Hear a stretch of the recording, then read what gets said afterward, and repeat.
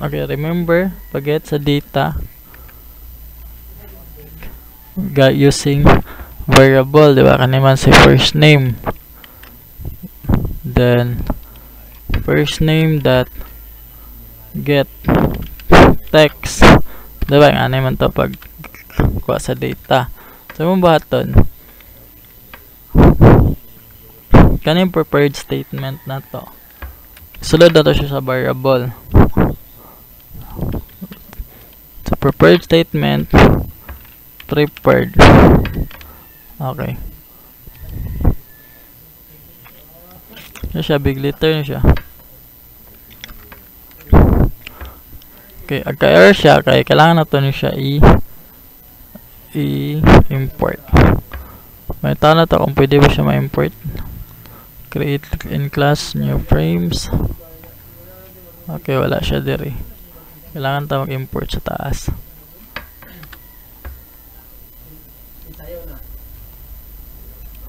Pag-import, na siya sa java.sql.prepared statement. Import na lang sa natong uban na to ang kailangan. Import.sql.result import java.sql.result set, and then import java.sql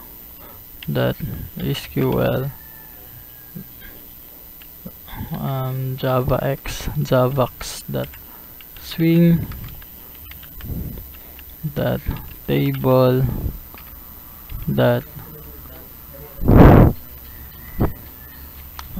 default table model.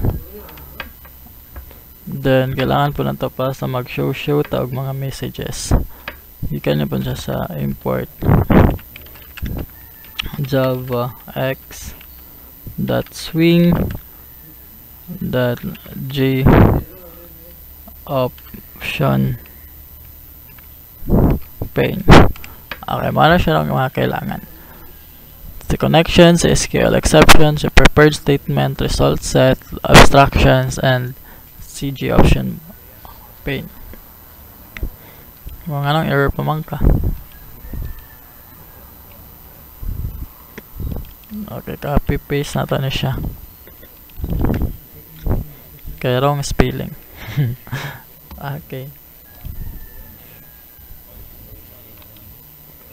Then kani si prepared statement mo siya pag-get sa data, i-kicks na to siya. May tag prepared statement na variable. Gusto ko mag-set og string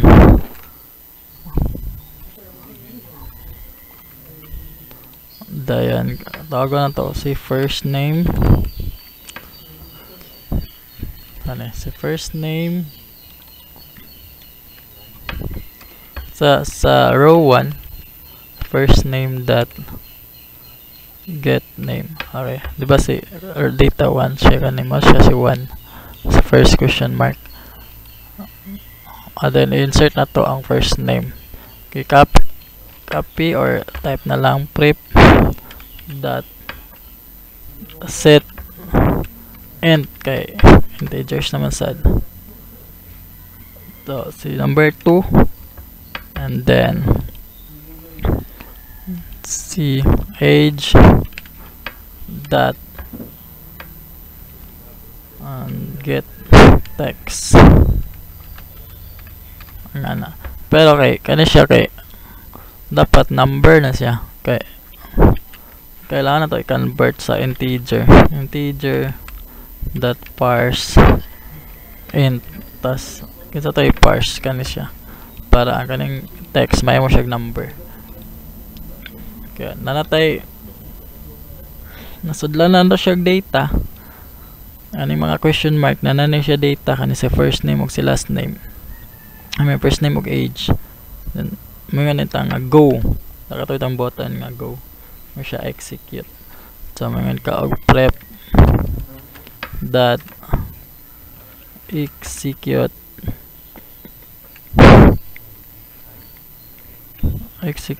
update. Ano lang siya. Then pag humana siya execute, ma-save na din siya sa atong database. So atong button kay mag-send din tag message using G option. Kani siya nga class. Kani naman to G option pane that show message that show message. Dili na siya kakita.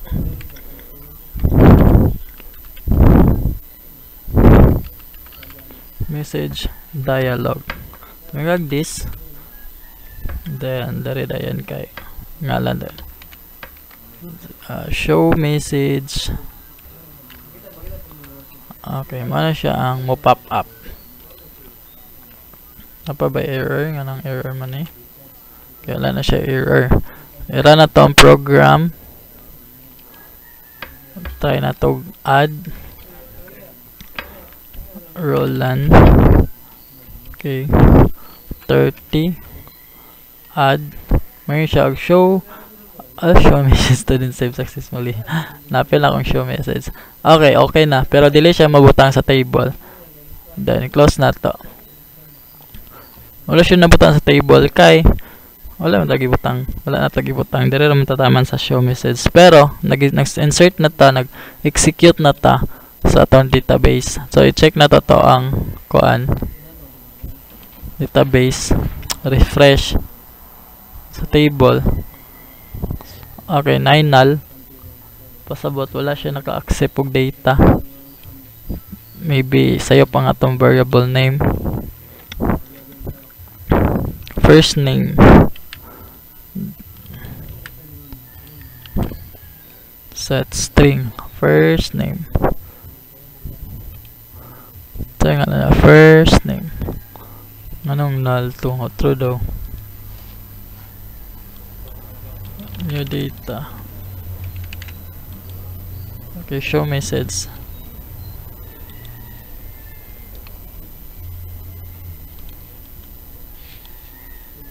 Null siya, dili siya mo accept. Okay, atong i-debug. So dani sa kuan i-system dili sa nato i-save, nato i-execute. Di sad ta mag-show og message.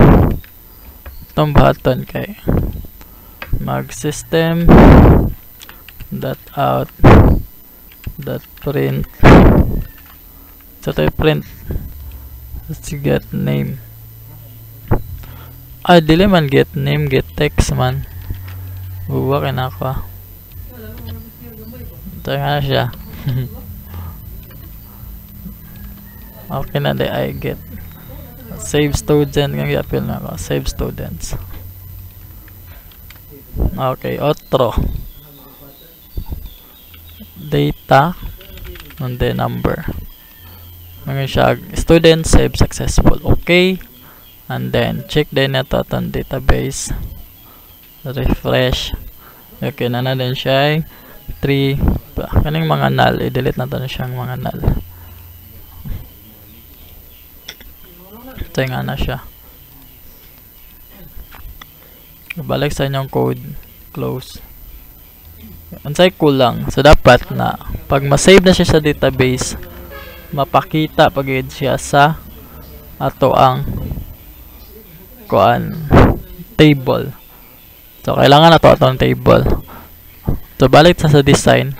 Kaning table, taga to siya og variable name. Click tas na sa code. So taga siya variable my table. Okay na siya variable name.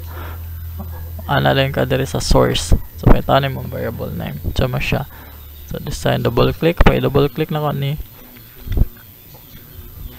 Then sa ngalan niya ba my table. Si my table step 4 na